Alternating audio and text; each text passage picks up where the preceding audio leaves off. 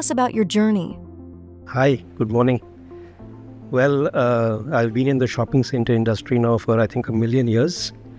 I was in advertising and then I moved to the shopping center business and I worked across Canada and the Middle East. In the Middle East first, then to Canada and then back to the Middle East. What sparked your initial transition from the world of advertising and moving to the steady world of retail industry? Well, I'd reached a kind of a plateau in advertising. I was in advertising for 9 years and then an opportunity came up when I arrived in the shopping center business here in Dubai, and I didn't really enjoy it when I arrived in the beginning. But then, one thing led to another and slowly I settled down and I did quite well. Having worked across different continents, what unique leadership lessons have you learned from these various cultures? I think the important thing is if you care enough about the people you work with, about the company you work for, about the property you're working at, about everything, if you care enough, I think, people are pretty much the same across continents. What you see different about these people that you worked for? I mean, everybody is different. Everybody comes from a different cultural background. People have different experiences, different beliefs and attitudes. But I think the common thing is everybody wants to do well. So if you are going to sort of take that as your central focus and say, let me help people, let me help the organization I'm working for, let me take care of my customers, it's pretty much the same. Any specific area or place that you enjoyed the most? I enjoyed working everywhere. I really enjoyed working in Canada because that's the place I really got a formal education in shopping centers. And then after that, I started a series of, I would say, experiences in Kuwait. I came to Kuwait in 2009 and I started working at the Tamdeen Group. That was a transformational moment for me because I worked across all kinds of retail formats, retail real estate formats. I worked with some pretty interesting people. I worked in very difficult times and I think that was really, really transformational for me. What's a passion of yours that most people might not associate with being a CEO? Well, I'll again go back to an answer I gave you earlier. I think you really need to care about what you're doing, and I always try and find people who have got this quality, and I have that quality. I feel that whatever you're doing, it must be the smallest thing. You really have to care enough about it, and I think that's really important. I can give you an example. I was once interviewed for a job in advertising by a very prominent organization, and they kept wanting me to answer as to why they should hire me when I'm not from a major management institute. And I ultimately gave them an answer. I said, the difference between me and the people you have from these management institutes is they treat this as a job and I treat this like my father's business. So, after that, they were very keen to hire me, but then I decided I don't want to join them because they had a very, this culture that they had was very, very transactional. It was not deep. So I really feel that, those kind of, thoughts, those kind of people are what inspire me. Share a moment in your career that truly tested your resilience and what the experience taught you about your leadership process. Well, I can think of an example in Canada where I'd just become a, manager of a property, and the second most important person on that team, the operations head, told me that he should have got the job and he wanted to leave. So I was quite scared actually. I felt that I'm probably going to fail. And as I went through that experience, I got more confidence, and I realized talking to my boss at that time, and he advised me, he says, listen, nothing is going to come to an end. The roof is not going to fall. So don't worry about it, and you should take the decisions you think are right. So I advised this person. I said, listen, I can groom you for this job because I'm not here forever, right? Alternatively, if you want to leave, then I'll help you, and you tell me how I can help you move on. So the net result was, I overcame my fears. And at the end of it, the gentleman continued to work with us and did well. Today he's in a very senior position in that same organization, and I think overall everything worked out. So it was executives kind of fear things. They don't talk about it, but all of us have fears. Overcoming a fear is very important. I had a similar experience in Kuwait. I arrived in the middle of a recession. We were launching a mall which was only 50% open, and it was really scary. But you overcome your fears, and you start again. You get back to the same thing that if you start something and you care enough, you will finish it. There's no doubt in my mind. Give us a tip on how do you overcome your fears. Well, the only thing is, if you're really sincere and you have a responsibility, the point is you've got to be persistent. And I believe the single most important quality a leader or a manager should have is grit. You need to have that grit to say, come what may, I'm going to get this done. And that's what people also look for, People you're leading, they look for this quality. You don't have it, they are going to be hesitant to follow you. How do you think consumer psychology is evolving, and how does this influence your strategy? Well, that's a pretty heavy kind of a question. First of all, customers are constantly evolving, so you really don't know what's going on. A lot of people say, it's now experiential, now it is more technical, now it's technological, now it's AI, but at the end of it, the only way I believe that you can really know what's happening with customers is to be on the floor. And the best way to be on the floor is to be very close to the retailers who work with you. I've found information about customers from retailers which no research can tell you, because they're on the floor, they're constantly interacting with customers, and they're able to sort of give you feedback which you'll never get. And I can give you some examples on this which are really, when I think back in my career, I could have never found this out through research. So just to give you an example, I in Tamdeen, when I was the general manager of 360 Mall, I was hanging around in the hypermarket, and I saw some rotten fruit, and there was a gentleman next to that who turned out to be the general manager of the store. So I asked him, why are these tomatoes rotten? He said, because of you. So I said, what do you mean? He said, well, because the access to your mall is so crowded, because the mall is so successful, you're not going to be able to sort of get people in, so they leave. And if they don't buy these tomatoes in time, these tomatoes rot. So he says, it's basically because of you.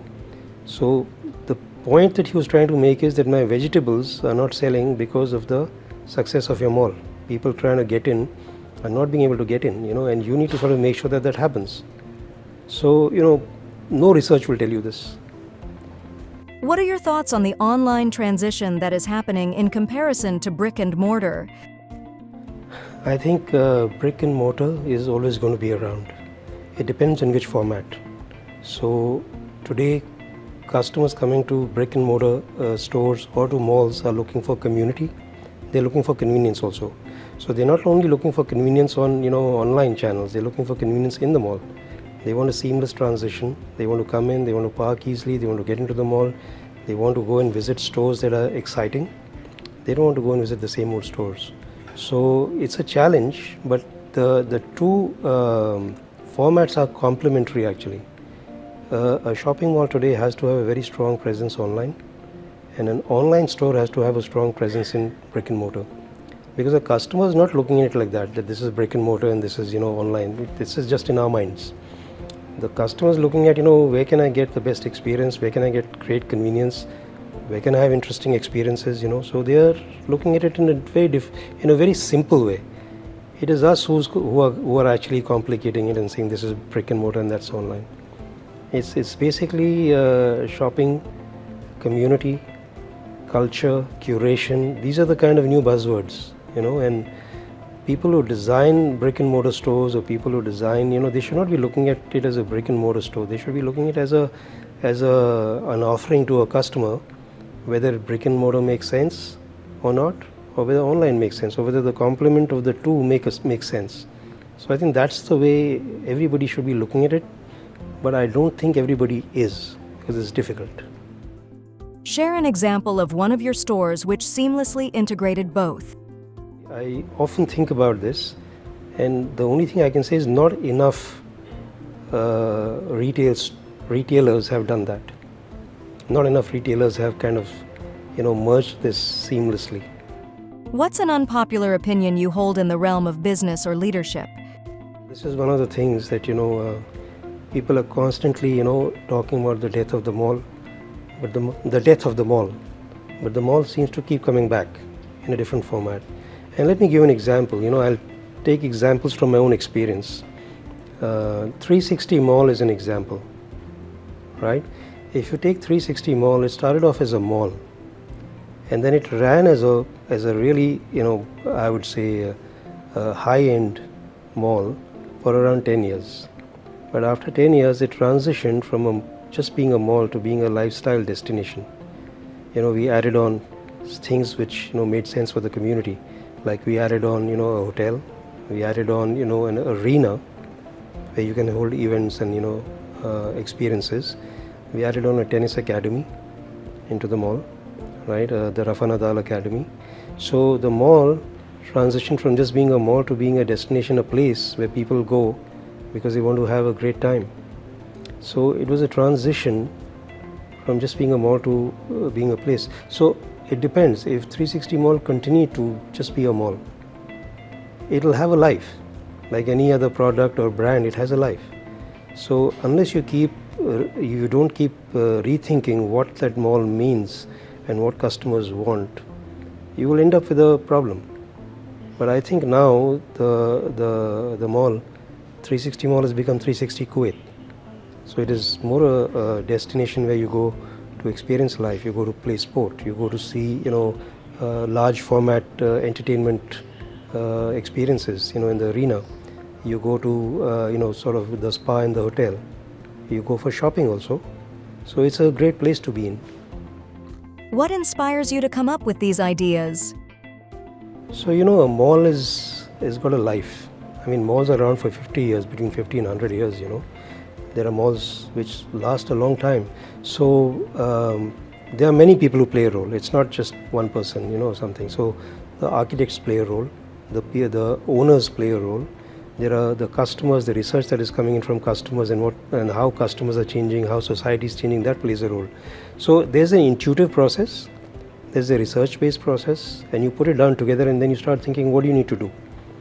What do you need to do to be relevant over a pretty long period of time? When I'm saying pretty long, I'm saying, let's say you need to be relevant for the next 10 years. So all this comes together and then you start thinking and then it becomes a concept, and then the concept is further refined. So the design architects will play a role, the owners will play a role, the management company will play a role, outside consultants will play a role. So all this is ratified by numbers, by anthropologists or people with the anthropological thinking, and it all comes down to then a single point saying this is what we need to do. And then when there's enough conviction and there's enough proof that yes, this will make sense, then you start designing the concept. So it's a process, but I have a lot of faith in the intuitive process. If you're involved on the floor on a day-to-day basis, and if you're involved in the industry, if you're listening to what's going on, most people don't listen. They're pretty much telling you about themselves. But if you listen to what's going on around you, with the retailer, with the retail real estate developer, and you're in touch with what's happening in different parts of the world, there'll be enough knowledge and information to tell you what you should be doing. I don't think quick is the answer. I think choosing the right road is the answer. So it takes sometimes time. And I'll give you another example. We built a mall in Kuwait, the Al Khairan Mall. It's a hybrid outlet mall. It took us 2 to 3 serious researches with very well established research organizations in this part of the world. It took us almost 3 to 4 years to come to a conclusion as to what the format of that mall is going to be. So we did the first research and the results came back, and we were not convinced that we are going to be able to do this or make money out of it. And then we thought about it a lot, and there was a lot of discussion internally at the senior most levels in the organization as to what the format of that mall, because there's just land. You're now got to decide what you're going to build over here, which is going to be relevant to customers, not today, but over the next 10 years. So you start thinking, start working. So we researched. We researched with people in Kuwait. We researched with people out of Dubai. We went around and observed what's happening in the world. And then we decided, okay, what is going to fit our financial requirements with the customer's requirements and with what's going to happen in the world in the next couple of years. And that made us come out with this format, which is neither outlet nor a regular mall, but a hybrid. So it took us time, but now we have built the mall and we believe that it's going to sort of pay off and it's going to work well with our customers over the next 10 years at least. What is a hybrid mall? Well, a hybrid mall, generally shopping centers have a format which the International Council of Shopping Center came out with. So there are regional shopping centers, super regional centers, there are, lifestyle centers, power centers. These are formats which have been in the United States, North America, and in Europe for a long time. Because, the shopping centers started off in the States. But sometimes the format doesn't fit. And then when you start thinking about that, you kind of create, so that's how the mixed used shopping center came out. So you started adding, hotels, offices, residential to malls. But the mall per se used to follow a certain format. But a hybrid format is a mix of two formats. So here we have got the outlet shopping center, which is merged with, a regular shopping center. So, you have strong F&B offering, you have strong entertainment offering, and you have the outlet offering. Plus you might have, value offerings, you might have regular stores. So it's a mix. And, this format is followed in the States by certain companies and they are very successful. Tell us about an experience where you faced failure and what did you learn from that? Well, I failed quite often, and I think everybody does. It's just that we don't talk about it. So I'll tell you a few stories and about failure and what that actually taught me. So I failed, first significant failure was in school. I wanted to be an astronaut. So for that you need to go and join the Air Force, and then you become a test pilot and then you become an astronaut. So I'd even met the astronaut who was from India at that time, who had gone into space, and I was very, very committed. But when I went for the selection, I was told that I'm colorblind and I have an eyesight problem. So forget an astronaut, I can never be a pilot. So it was quite shattering for me to learn that. Then I was involved in sports and I wanted to sort of play for my country in a particular sport. And I managed to make it to the first 50 probables, and I couldn't make it to the first 16. That was a big failure for me again, but life continued, and then I got a job and I moved on into work. So in work, when I think about failure, I wanted to sort of join a particular company and retire as the chairman of that company. I was very, very focused on that company. I joined the company, left in 3 years, right, for various reasons. So for me, again, that I see as a failure. I got into shopping centers, I did all right. I went to Canada, came back from Canada.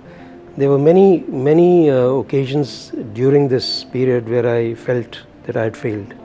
And one of the main reasons for that feeling was, I have an attitude to leadership of being a servant leader, where I think it is important to serve the people that are following you. And quite often I felt that, we had the wrong people on the team. But because of my attitude towards people and caring and taking care, I think often I took the wrong decision, which was again a big failure for me.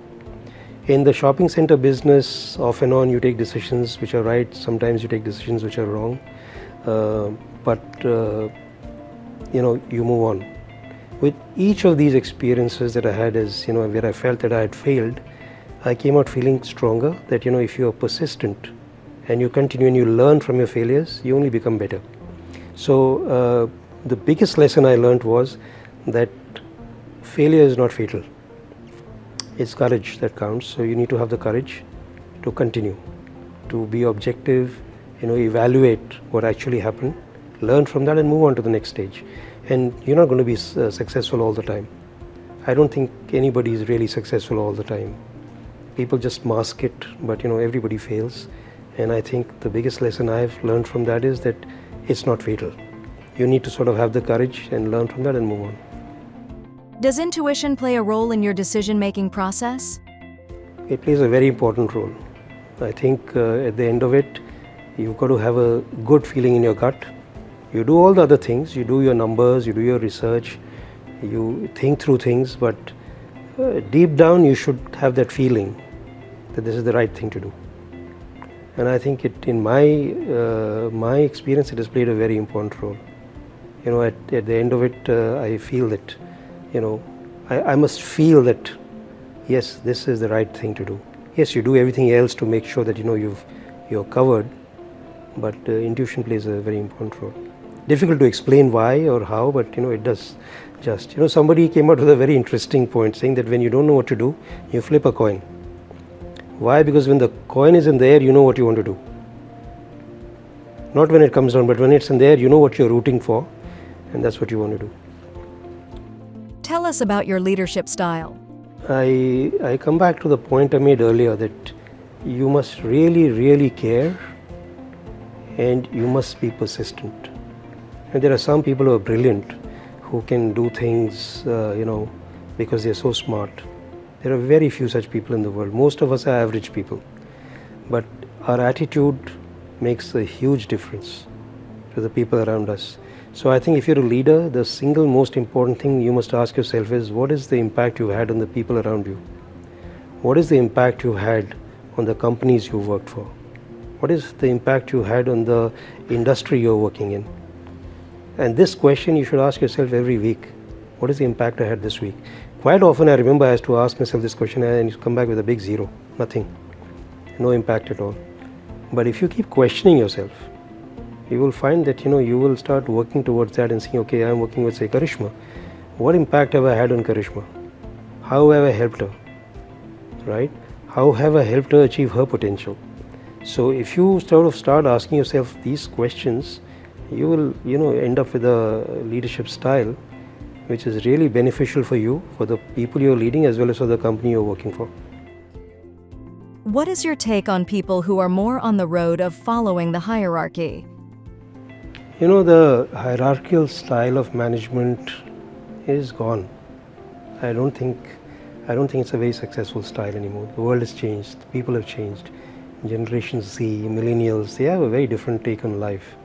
It's not about who you are, it's what you bring to the table.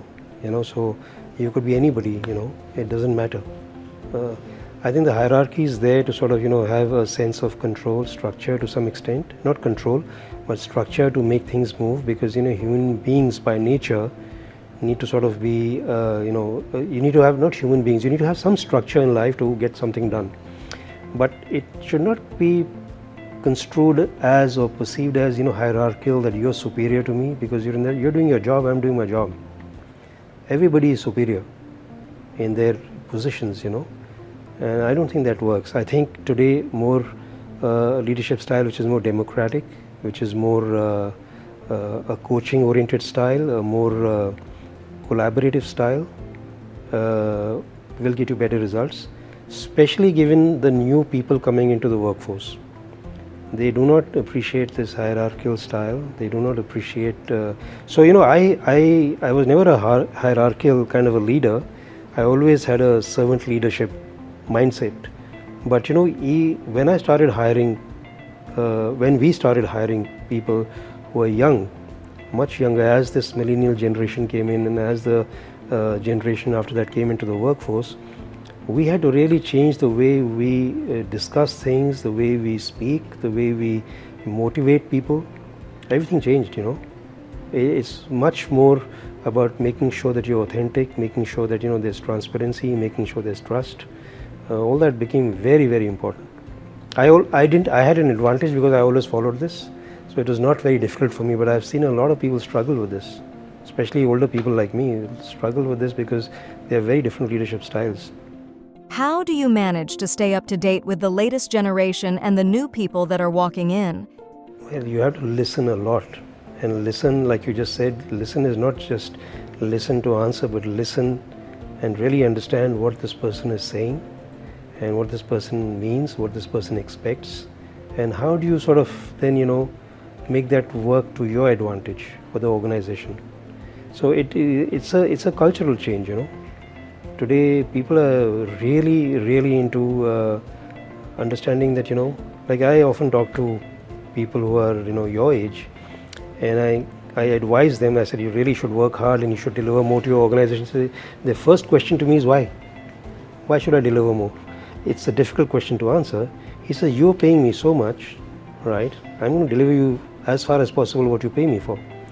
And I have often struggled to sort of explain that, saying that, that brings you job security, that brings you a sense of self-esteem, that brings you inner satisfaction that you've done a great job. But it's becoming very transactional sometimes.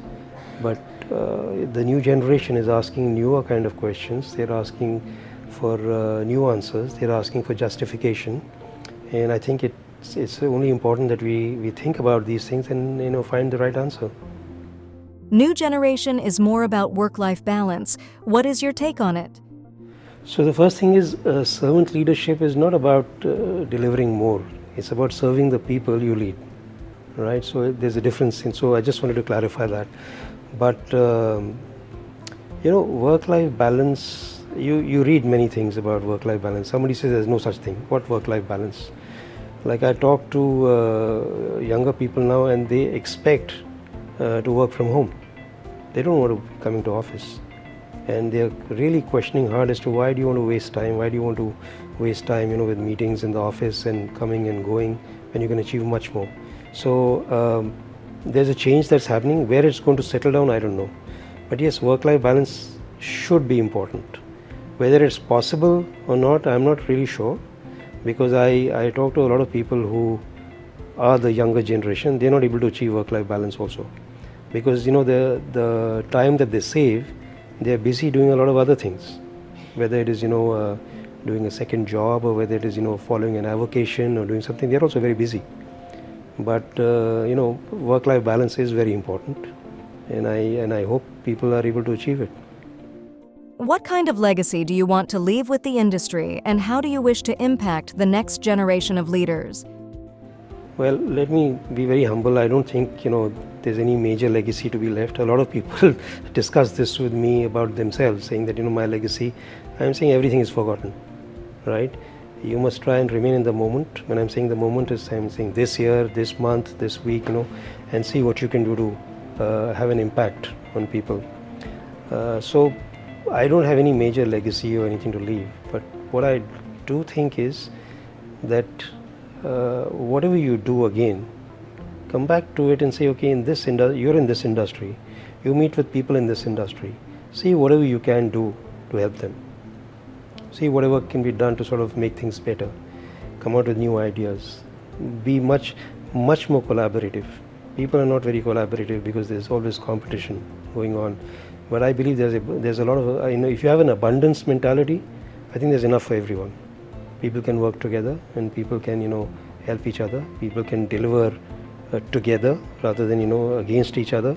So I think that's what I would want to do as I continue to sort of try and help people in the industry. What advice would you give to your younger self at the start of your career? To live life in the moment. What do you find to be the most challenging aspect of being the CEO? Getting people to align and work together. Who's a historical figure in the world of business or leadership that you admire, and why?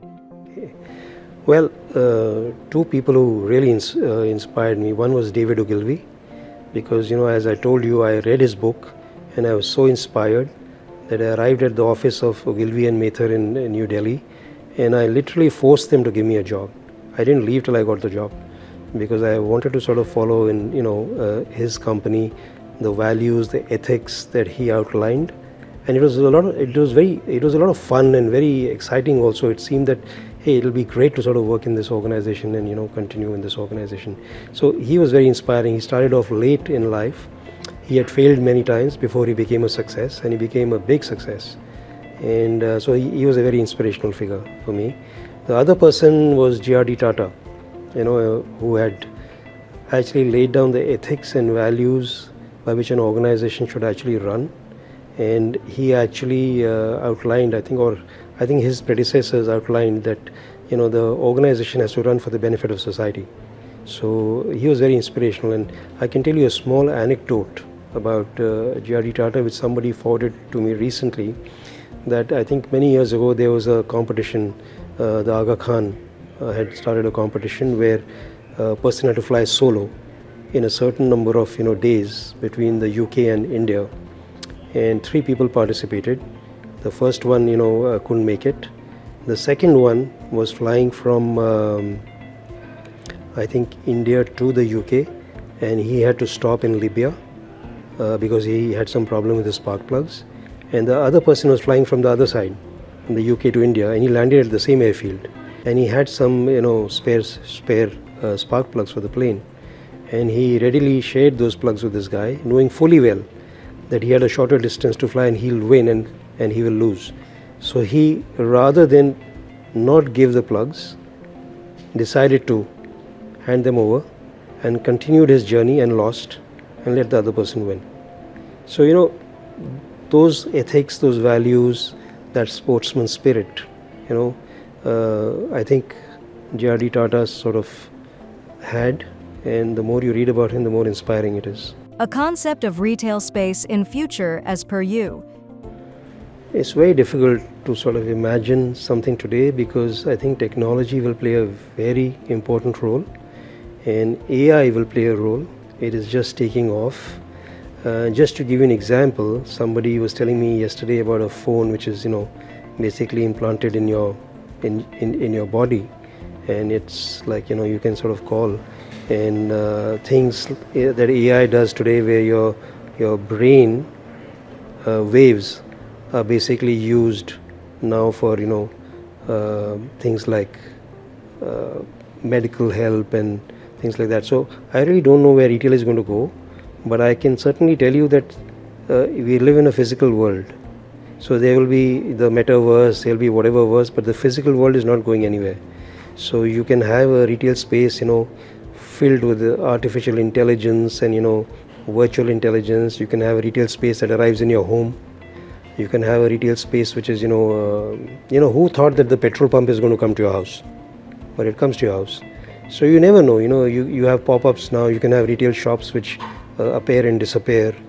I can be sitting at home and there can be a virtual retail space that through a phone I can sort of project and it's there in my house. Anything can happen. So it's difficult to imagine, but whatever you do, you will always want to go to a place where there are other people. And so I am quite optimistic that the physical retail space will not go, but it will merge much more seamlessly with all the new technologies that are coming in. You're moving on to the next chapter of your life. Can you tell us a bit about that? See, when I reflect on my career, I find that I've been the happiest when I've been helping people. So when you reflect, you think, okay, what were my big achievements? Was it one big mall that you launched? Was it something new format you came out with? But nothing kind of compares with the fact that you were able to sort of help another individual and make them reach their full potential or do better, or make a course correction and find something better in life. And to me, when I look back on my life, in each of my jobs, I find that my best achievements or most happiest achievements were helping people. So this automatically I began to think about it a little bit more, and actually the Middle East Council helped me because I attended a session on coaching, and that helped me sort of take that step, saying that okay, you can continue to mentor and help people, coach people. And if it becomes a business model, fine. If it doesn't, that's also all right, because it's only going to be good. So that's what I'm reading about a lot now, studying a lot about, and trying to see if I can continue to make that impact that I've made in these years.